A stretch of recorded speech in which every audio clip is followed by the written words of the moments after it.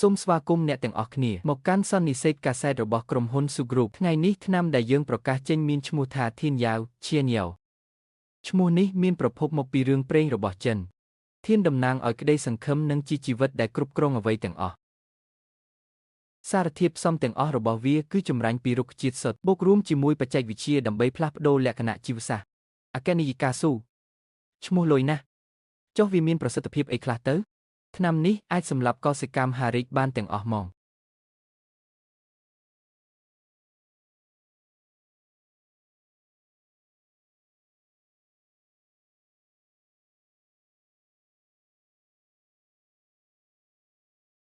អញហាត់វិជ្ជាជាមួយគ្រូពេញ15ឆ្នាំហើយអ្វីដែលគ្រូអាចបង្រៀនបានគឺគ្រូផ្ទេរឲ្យអញអស់ហើយផ្លូវទៅមុខទៀតឯងត្រូវដើរដោយខ្លួនឯងហើយណាលោកគ្រូខ្ញុំដាច់ចិត្តចោលលោកគ្រូមិនទៅឯងនិយាយចឹងខ្លួនឯងជឿអត់ហា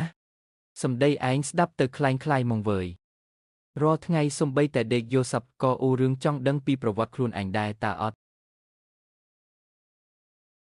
ចាប់យកទៅ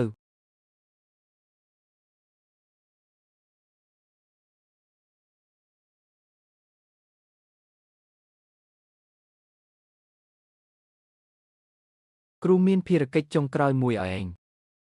ក្នុងរយៈពេល3ខែនេះឯងត្រូវការពារក្មេងស្រីម្នាក់ឈ្មោះស៊ូវ៉ាន់ឈៀវឲ្យបានល្អនាងគឺជាអ្នកផ្សំថ្នាំធានយ៉ាវនោះឯងពេលបញ្ចប់ភារកិច្ចយន្តមួយនេះនឹងរបូតដោយខ្លួនឯងហើយចឹងមានន័យថាខ្ញុំអាចដឹងពីប្រវត្តិខ្លួនឯងហើយមែនទេចាំណារឿងរ៉ាវក្នុងលោកតតែឯងចូលប្រឡូកទើបអាចយល់ពីវាបាន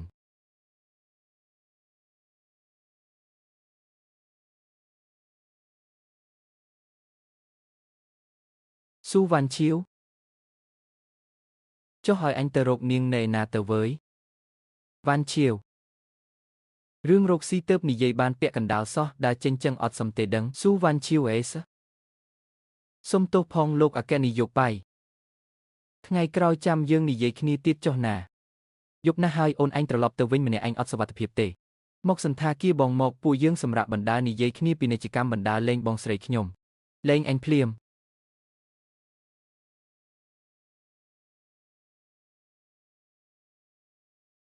ជួយពួកយើងផង